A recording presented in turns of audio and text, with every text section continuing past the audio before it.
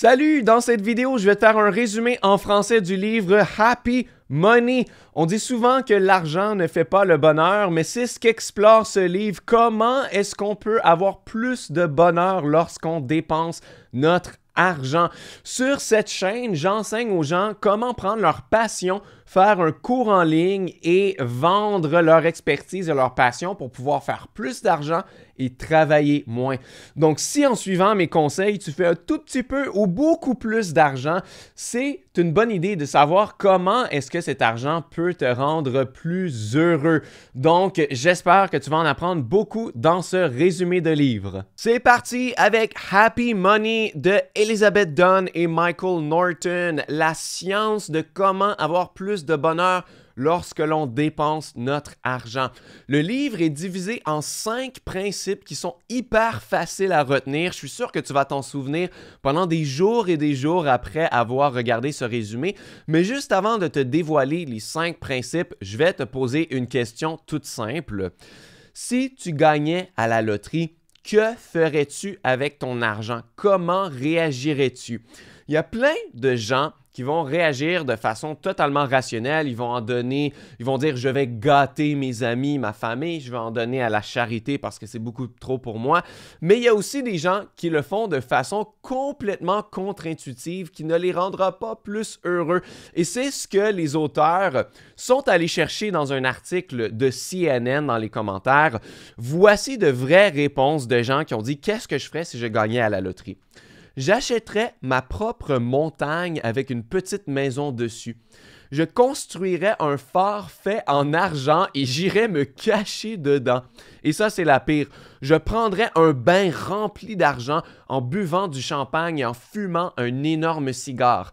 Ensuite, j'irais imprimer des douzaines de photos de moi dans mon bain avec mon cigare et mon champagne. Et chaque personne qui me demanderait de l'argent recevrait cette photo et rien d'autre. Je pense qu'il a même dit « chaque personne qui essaierait de m'extorquer de l'argent, il obtiendrait cette photo et rien d'autre. » Donc, c'est un peu loufoque, mais ça montre que plein de personnes font des trucs carrément contre-intuitifs qui ne les rendra pas plus heureux avec leur argent. Parce que les points en commun entre toutes ces réponses, c'est de dépenser pour soi-même. C'est fait dans la solitude. Je m'achèterais une petite maison pour moi-même sur une montagne. J'irais me cacher dans un phare. Et c'est aussi qu'ils achètent des choses. Il va acheter une maison, il va acheter des cigares, du champagne, juste jouer avec l'argent en tant que tel. Eh bien, ça, c'est complètement contre-intuitif. Et c'est ce qu'on va voir, c'est tout le contraire qui rend heureux dans les 5 principes que l'on va découvrir. Donc, sans plus attendre, le principe numéro 1, achète des expériences. Donc, les expériences apportent beaucoup plus de bonheur que les possessions matérielles. Et pourtant, les études disent le contraire. On dépense presque juste des biens de consommation. Pourquoi? Parce qu'on voit tellement de publicité 24 heures sur 24. On en voit des centaines par jour. Donc, les gens vont dépenser dans des trucs de marque. Ils vont dépenser dans la technologie, le nouveau iPhone, les iPads. Ils vont s'acheter des trucs de luxe, des voitures. Ils vont s'acheter une maison. On dépense le plus possible dans des biens de consommation, mais ce sont les expériences qui rapportent beaucoup plus de bonheur. Donc, dans ce chapitre-là, on découvre beaucoup d'études, donc justement les études par rapport aux propriétaires de maisons. C'est encore le point central du rêve américain, avoir sa propre maison parce qu'on le voit comme un bon investissement et on voit vraiment que ça va nous rendre plus heureux.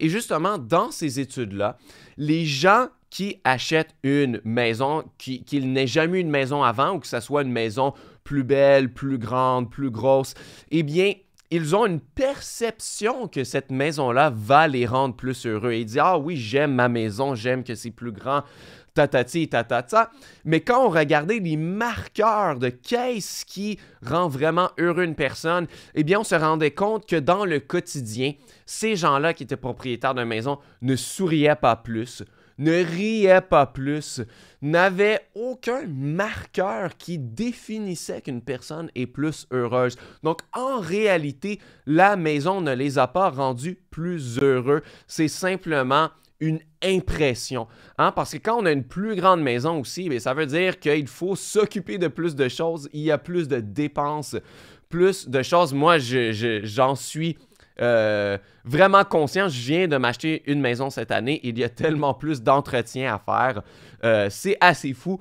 Donc, de dire que je suis plus heureux seulement à cause de ma maison, eh bien, peut-être que ce n'est pas le cas. Et voici une histoire qui peut paraître vraiment, vraiment loufoque, mais qui est un bon exemple. Hein? Parce que le cas classique de « il faut acheter des expériences », eh bien, on pourrait s'acheter justement d'aller dans des restaurants haut de gamme, on pourrait aller voir des concerts, on pourrait aller au spa, on pourrait faire des voyages. Ça, c'est tous des exemples d'expériences qui, justement, vont te rapporter de bons souvenirs, qui vont faire en sorte que tu vas être plus heureux que d'acheter un truc pour lequel tu vas perdre intérêt dans quelques jours à peine, acheter un gadget ou peu importe. Mais ça, c'est un exemple très extrême qui résume bien le principe, hein? Donc, il y avait une femme avec son mari, leur rêve, c'était d'aller dans l'espace. Il y a une compagnie qui offre un voyage dans l'espace, mais le problème, c'est que ça coûte 200 000 $. Et en plus, je pensais que c'était probablement 200 000 $ américains, donc c'est plus que 200 000 canadiens là où je vis. Et c'est un voyage de, tiens-toi bien, de 6 minutes dans l'espace. Donc, pour 200 000 $ par personne, on s'en va dans la stratosphère, on s'en va dans l'espace pour 6 minutes et ensuite on redescend. Donc, ça peut paraître carrément d'une dépense inutile, de gaspillage d'argent. Et justement, c'est beaucoup trop cher. Donc, cette femme en question et son mari n'ont pu jamais vraiment se permettre une telle dépense. Et là, malheureusement, soudainement, d'un accident ou d'une maladie, je ne me souviens pas, son mari est décédé. Elle a reçu une grosse somme d'argent, plusieurs millions, à cause de l'assurance vie de son mari. Donc là, elle s'est dit, jamais je vais dépenser cet argent-là inutilement en sa mémoire. Et en y repensant, elle s'est dit, non, je vais faire le contraire. Vu que là, j'ai de l'argent, j'ai déjà remboursé ma maison, j'ai déjà remboursé toutes mes dettes, il m'en reste beaucoup. Eh bien, pour honorer la mémoire de mon mari, je vais prendre cet argent-là et faire ce voyage de 200 000 dans l'espace. Et bien, même si ça dure seulement 6 minutes, c'est quelque chose qu'elle n'a jamais, jamais regretté d'avoir fait parce que c'est une expérience qu'elle ne pourra jamais revivre, qui est carrément unique et ça vaut beaucoup plus que si elle avait pris ce 200 000 $-là pour justement acheter une plus grande maison. Ça aurait été très, très éphémère, le bonheur qu'elle aurait eu avec ça. Donc, il y a 4 principes derrière le fait que les expériences sont beaucoup mieux que les biens de consommation. Numéro 1, les expériences vous rapprochent des gens. C'est souvent des choses qu'on fait en communauté avec des gens qu'on aime. C'est très rare qu'on fait un voyage seul et même si on le fait seul, on va rencontrer des gens, on va socialiser à travers l'expérience. Numéro 2, les expériences vous donnent de bonnes histoires à raconter dans les années à venir. Et on vit beaucoup d'histoires. J'avais fait un résumé il n'y a pas si longtemps du livre Die with Zero. Et il dit justement les dividendes des souvenirs. Hein? Quand on devient plus vieux, on vit de nos souvenirs, on vit de nos histoires. Et c'est ça qui nous rend heureux, c'est de se rappeler ces expériences-là. Numéro 3, les expériences sont intimement liées à qui vous êtes et ce que vous voulez devenir. Ça, c'est très important et c'est très profond. Hein? On ne va jamais aller faire un voyage ou vivre une expérience dans quelque chose qui ne nous intéresse pas. Non, on va le faire selon nos intérêts, selon la personne que l'on veut être. Et numéro 4, plusieurs expériences sont des opportunités uniques qui évadent à la comparaison. Hein? Donc, si tu voulais dépenser, je ne sais pas moi, 500 € et que là, tu voulais le dépenser dans la technologie, dans un téléphone intelligent, là, tu comparerais tes options, lequel est meilleur et tu passerais beaucoup de temps là-dessus. Mais si tu voulais utiliser un 500 € pour avoir les meilleures places de ton groupe de musique préféré, eh bien ça, il n'y a pas de comparaison à ça. C'est ton groupe préféré, ils viennent dans ta ville, c'est peut-être une des dernières occasions de les voir, hein, parce que certains groupes, ça vieillit, ça rajeunit pas. Eh bien ça ne se compare pas à cette expérience-là. Donc, encore une fois, c'est une des raisons pourquoi les expériences sont meilleures. Ce qui nous mène au principe numéro 2, fais-en une récompense. Donc, quelque chose qui est toujours disponible perd de son efficacité à nous rendre heureux. Hein? L'auteur dans le livre, elle disait, moi, j'allais toujours chercher mon latte au Starbucks. Ça me coûtait, je sais pas quoi, 5 euros. Moi, je suis pas un amateur de café, donc je sais plus les prix, c'est peut-être même plus. Ça me coûtait 5 à 7 euros par jour. Je le buvais pendant mes études. C'était rendu un peu une tradition. Chaque jour, j'y allais le matin. Et un bon jour, je me suis rendu compte, quand j'ai tout simplement bu mon café à une vitesse astronomique avant d'aller à une réunion, que ce latte n'était plus spécial pour moi. Il me rendait plus heureux. C'était rendu machinal, mécanique d'aller le chercher et de le boire le plus rapidement possible. Donc, elle s'est dit, je devrais justement espacer les fois où je vais aller chercher mon latte et le restant du temps prendre un café tout à fait normal pour refaire en sorte que mon latte devienne spécial pour moi et me rende heureux. Hein? C'est la même chose, ils ont appelé ça l'effet Big Ben. Donc, une des destinations touristiques les plus visitées au monde, c'est Londres, hein? En Angleterre. Et à Londres, les gens qui visitent les attraits comme le Big Ben ou des choses comme ça, ce sont tout le temps les touristes, les gens qui habitent là-bas. Vu que c'est tout le temps disponible d'aller voir le Big Ben, ils n'y vont jamais. Hein? Les gens vont justement maximiser les récompenses quand ils sont en voyage parce qu'ils savent qu'ils ont du temps limité. Mais il ne faut pas oublier de le faire par soi-même, même si quelque chose est tout le temps disponible. Il faut quand même prendre le temps de se faire plaisir avec ça aussi. C'est la même chose pour les voitures. Hein? Les vendeurs de voitures, ils sont super bons. Ils vont vraiment te faire regarder toutes les caractéristiques de la voiture qui font que tu vas l'aimer plus. Hein? Ils vont en parler pendant que tu fais le test de la voiture. Et c'est là que tu vas être le plus heureux dans ta voiture parce que tu vas penser à toutes ces caractéristiques-là, ce luxe. Eh bien, on n'y pense plus vraiment quand on est dans le trafic, hein, de nos beaux bancs en cuir et de la capacité de combien de puissance notre voiture a.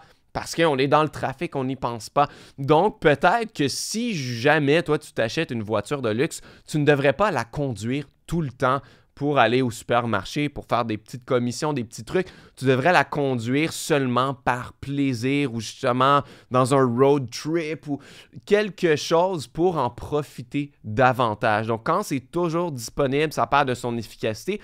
Que ce soit quelque chose qu'on ne fait jamais et qu'on devrait peut-être aller faire, ou quelque chose qu'on fait tout le temps et qu'on devrait peut-être limiter ou espacer un peu. Donc, les compagnies, ça, ils l'ont bien compris. Hein?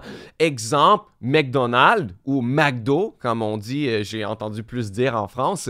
Le McDo, eh bien, à plusieurs endroits dans le monde, ils vont sortir des sandwichs qui sont à temps limité. Le McRib, il est à temps limité 1 seul mois ou 2 mois seulement et ensuite, il est retiré du menu. Donc, il y a des adeptes de ça qui vont regarder dans quel, justement, là, on parle aux États-Unis, dans quel état est-ce que le McRib est disponible, quand est-ce qu'il va l'être. Ils font des cartes avec ça pour pouvoir suivre où aller les chercher. Eh bien, le fait de l'enlever, ça rend ça beaucoup plus désirable. Même chose, Disney, hein, ils vont dire « in the vault ». Il y a plein de films qui sont mis dans le gros coffre-fort et ils sont fermés. On ne peut plus écouter Cendrillon, on ne peut plus écouter Dumbo. Et ça va ressortir plus tard. Ils ont fait ça beaucoup. Les séries télé, pourquoi pensez-vous qu'elles sortent encore à la télé alors que les services de streaming sont de plus en plus populaires? C'est que c'est beaucoup plus efficace quand il sort un épisode par semaine parce qu'il y a de l'anticipation. Hein? Ça fait un effet de récompense. Hein? Justement, quand on écoute une série, quand on binge-watch sur Netflix et on écoute un épisode après l'autre, après l'autre, après l'autre, là, on devient des zombies. Hein? On n'a plus autant de plaisir à écouter le 12e épisode de suite que d'en écouter un seul une fois par semaine. Donc, tel est le principe. Donc, il peut être censé de payer plus cher pour espacer ses plaisirs. Exemple, si tu voulais avoir un massage pour te relaxer et que tu avais un massage à 300 € qui dure 3 heures ou que tu avais le choix d'avoir des massages d'1 heure seulement, mais ces massages-là coûtent 130 €. Donc, si tu fais le calcul rapidement, tu te dis, si je prends 3 massages d'1 heure, ça va me coûter 390 €, mais si j'en prends un de 3 heures, ça va me coûter 300 €, donc c'est plus économique, je vais sauver 90 €, c'est quand même beaucoup d'argent. Mais repense-y, est-ce que tu vas vraiment profiter du massage pendant les 3 heures complètes, peut-être entre l'heure 2 et 3, mais ça ne te tentera plus vraiment de te faire masser ou tu ne vas pas en profiter autant qu'au début. Donc peut-être que ça vaut la peine d'avoir 3 massages d'1 heure au lieu d'un de 3 heures et de les espacer un mois entre chaque. Peut-être que tu vas en profiter beaucoup plus. Donc ça, c'est un exemple parmi tant d'autres. Parfois, c'est censé de payer plus cher pour espacer les plaisirs que l'on peut se payer avec notre argent. Principe numéro 3, achète du temps. Il est tout à fait censé de dépenser de l'argent sur ce que nous ne voulons pas faire. Hein? On dépense souvent de l'argent sur ce que l'on veut faire, que ce soit une expérience ou ce que l'on veut avoir pour des biens de consommation. Mais on peut aussi dépenser pour avoir plus de temps. Hein? Des choses que l'on ne veut pas faire. Le truc classique, c'est du ménage. Hein? Maintenant, il y a des petits robots là, comme le Roomba qui va laver vos planchers tout seul, automatiquement. Vous n'avez plus à le faire. Il y en a plusieurs qui vont dire « mais ça coûte beaucoup trop cher pour qu'est-ce que c'est. Moi, je peux passer le balai en quelques minutes et ça va faire le même job, ça va faire la même chose. » Et pourtant, si tu adores passer le balai, passer la mop, eh bien, tant mieux pour toi, mais la plupart des gens détestent faire ce genre de tâches ménagères. Donc, ça peut valoir le coup d'investir dans un petit robot ménager, d'investir dans une équipe de ménage qui va venir le faire à ta place pour que tu puisses faire quelque chose avec ton temps qui va te rendre plus heureux. Hein, moi, j'enseigne le business en ligne sur ma chaîne. C'est un cas typique, justement, engager un assistant, engager quelqu'un. Déléguer des tâches que tu n'aimes pas faire pour pouvoir mettre ton temps sur des tâches qui vont être plus lucratives, qui demande plus tes talents. Donc, ça peut être quelqu'un qui peut gérer tes mails si tu en as trop, quelqu'un qui fait des tâches répétitives dans ton business, comme éditer des vidéos, faire des publications sur les réseaux sociaux et tout ça. Ça, on peut dépenser de l'argent pour racheter du temps. Pas seulement ça, mais il y a trop de gens qui dépensent trop de temps à sauver trop peu d'argent. Hein, les cas classiques de les gens qui vont conduire 20 km plus loin juste parce que l'essence est moins chère, mais en conduisant là-bas, ils vont dépenser de l'essence et finalement, ça ne va pas leur coûter moins cher. Tu vois un peu? Et des fois, même si on pense qu'on ne le fait pas, parfois, on le fait. Hein? Je ne sais pas si tu as déjà un exemple classique. Ton parapluie s'est brisé, tu en as besoin d'un nouveau. Tu t'en vas au magasin. Et là, moi, j'adore avoir des bons parapluies là, de golf qui sont gros et très solides parce que si j'en achète un tout petit, je sais qu'il va briser 2 semaines plus tard. Et donc, là, je magasine, je vois ça et je dis « oh, il n'y a aucune façon que je vais payer 80 € pour un parapluie. C'est complètement fou. » Et là, tu t'en vas voir un autre magasin, tu t'en vas voir ailleurs, tu compares tes options et finalement, tu passes des heures à acheter un vulgaire parapluie. Est-ce que c'est vraiment la meilleure utilisation de ton temps? Tu aurais pu tout simplement en acheter un, passer à autre chose, faire autre chose de ton temps qui va te rendre plus heureux. Hein, il y a des gens qui font ça et finalement, ils vont juste sauver 3 € sur un parapluie. Ça ne vaut pas du tout d'avoir mis des heures là-dessus. Donc, de ce côté-là aussi, il faut y penser, ne pas justement dépenser trop de temps pour sauver trop peu d'argent et non pas dépenser trop peu d'argent pour des choses qu'on aurait pu dépenser et que ça nous aurait justement apporté plus de bonheur dans notre vie. Il ne faut pas tomber dans le piège de considérer que le temps, c'est de l'argent pour toute chose. Hein. Justement, dans le livre, il nous montre des études où il demande aux gens de calculer quelle est la valeur de leur temps et ensuite, il leur demande de faire des tâches comme écouter un album de musique pendant 1 heure. Eh bien, les gens pour qui on avait dit que leur temps valait 9 $ de l'heure, eh bien, ils avaient été beaucoup plus heureux, ils avaient beaucoup plus profité d'écouter la musique que ceux qu'on leur avait dit qu'ils valaient 90 $ de l'heure. 10 fois plus, eh bien, eux, ils devenaient impatients d'écouter la musique parce qu'ils savaient qu'ils auraient pu gagner plus d'argent. Si toi, tu es un consultant et tu sais que tu vaux 250 $ de l'heure, eh bien, tu apprécieras ne plus rien faire dans ta vie. Si tu écoutes un album de musique, tu vas dire, ça m'a pris 1 heure, j'aurais pu faire 250 $ avec ce temps-là. Eh bien, là, tu n'apprécies plus rien. Donc, il ne faut pas tomber dans ce panneau-là. Le temps, ce n'est pas toujours de l'argent. Des fois, le temps est plus précieux que l'argent. Principe numéro 4, paie maintenant et consomme plus tard. Donc, dans notre société, c'est le contraire qu'on fait, surtout en raison des cartes de crédit. Hein? On paye toujours après d'avoir consommé. On met tout sur la carte et on paie 1 mois plus tard. Et il y a plein de gens qui ne paient pas la totalité de la balance de la carte, ils s'en gardent. Et là, ça crée des dettes, ça crée des taux d'intérêt qui sont faramineux. Et puis, tu restes pauvre toute ta vie à devoir payer des dettes pendant toute ta vie. Hein? Donc, c'est la même chose, même au restaurant, qu'est-ce qu'on fait? On consomme la nourriture, on boit l'alcool et à la fin, on paie. Hein? Donc, c'est tout le contraire qu'il faut faire si on veut être plus heureux. Il faut payer avant et consommer après. Parce que la douleur de payer, elle est bien réelle. Elle survient, peu importe, au moment où on paye. Donc, c'est bénéfique de la séparer de la consommation parce que là, une fois qu'on consomme, on ne vit pas en temps réel la douleur de payer au moment où on le fait. Donc, l'anticipation aussi, c'est super important. Et l'anticipation, des fois, elle donne autant, sinon plus de bonheur que l'expérience elle-même. Il faut en prendre avantage.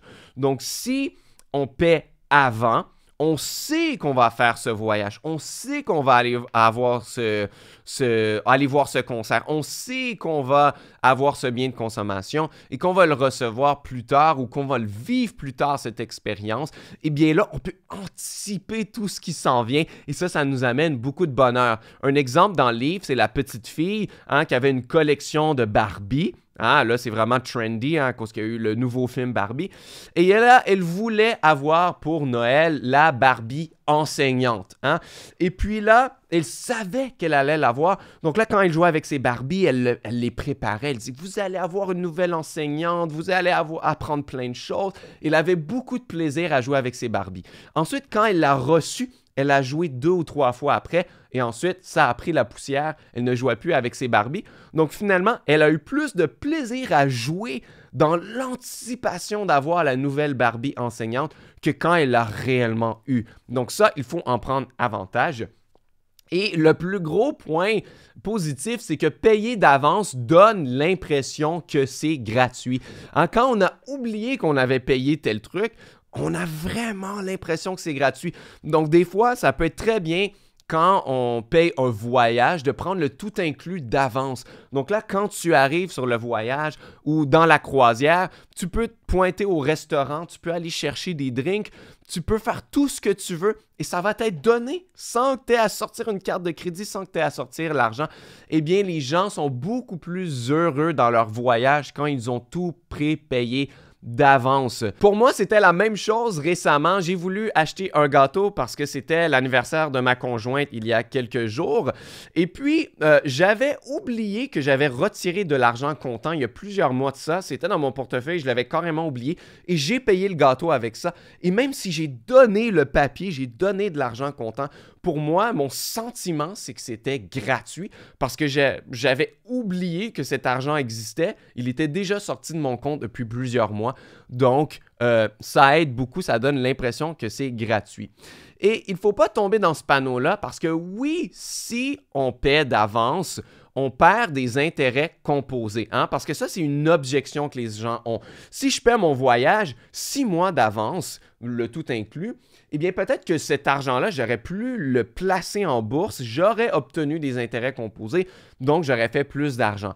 Mais justement, l'objectif de ce livre, l'objectif de ces principes-là, c'est d'augmenter son bonheur, pas juste son argent. Oui, on peut toujours avoir des stratégies pour augmenter son argent, mais est-ce que ça va te rendre plus heureux? Si tu voulais acheter quelque chose à 100 € et que c'est dans 6 mois, et que au lieu de l'acheter d'avance pour prendre avantage de ce principe-là, que tu le placerais en bourse et que là, tu aurais, je sais pas moi, un 3% d'intérêt composé pendant ce 6 mois-là, est-ce que ton 3 euros que ça a généré t'aurait vraiment rendu plus heureux? Je ne crois pas. Des fois, il faut optimiser pour le bonheur, pas juste pour l'argent. Ce qui nous mène au dernier principe numéro 5. Investis dans les autres. Les études sont claires, investir dans les autres, ça rend plus heureux et on le fait à peine. Hein? Statistiquement, tout l'argent qu'on gagne s'en va presque tout pour nous, pour les choses essentielles, hein? Justement notre maison, notre loyer, payer notre nourriture, nos vêtements, le transport, après ça nos divertissements pour nous. Hein? On le fait pour nous, mais on donne très, très peu aux autres, à part quand on achète justement des cadeaux à Noël et on met ça sur une carte de crédit. C'est de l'argent qui ne nous appartient pas et on se donne des dettes. Donc, c'est très important d'investir aussi dans les autres parce que c'est prouvé que ça nous rend plus heureux.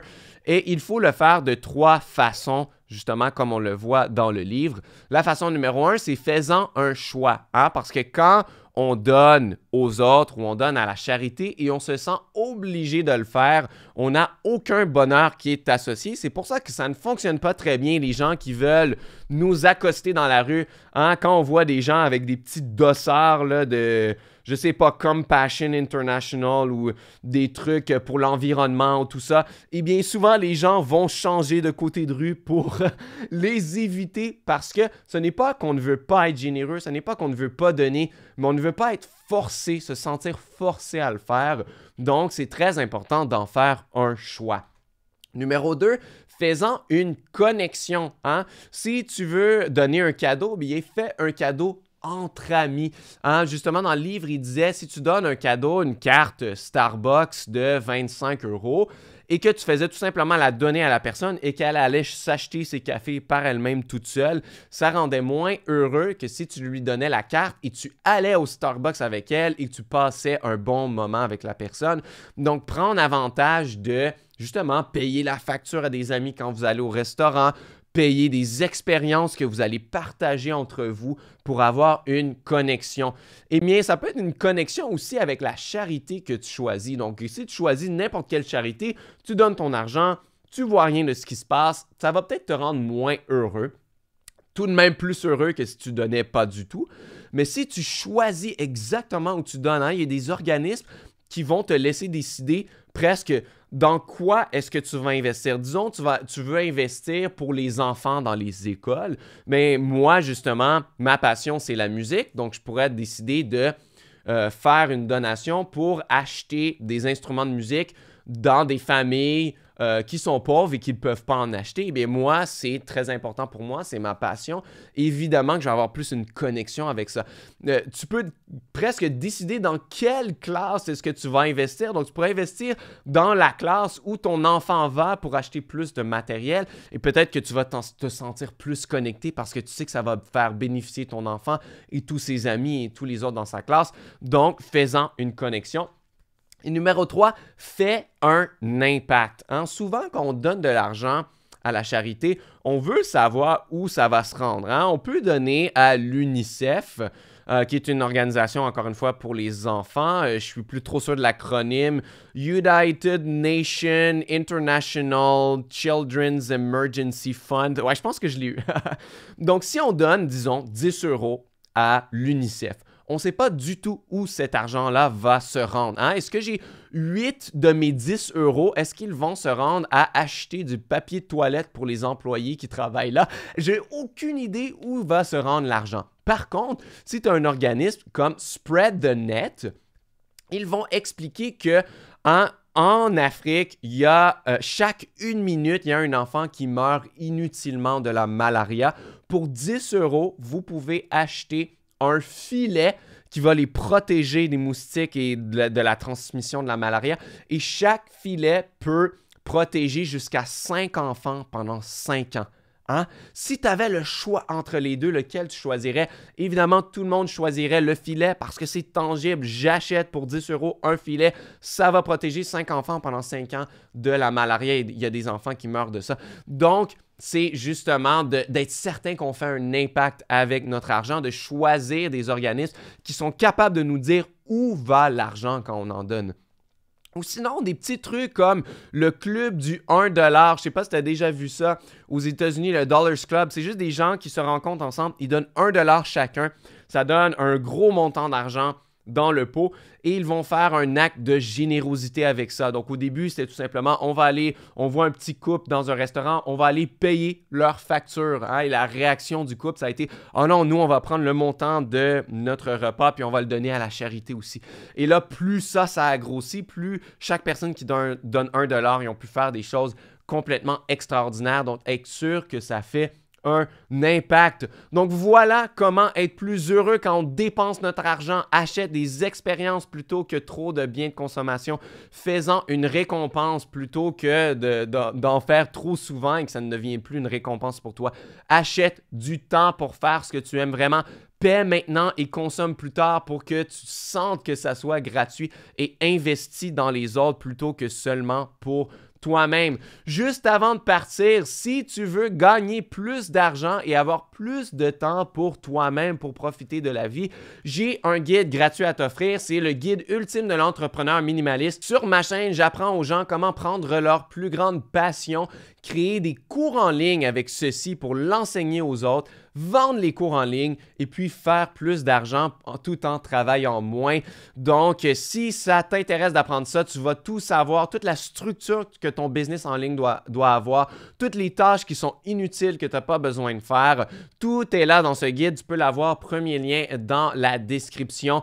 Si ça t'intéresse de créer un business en ligne passif, ça va être super utile, j'en suis certain.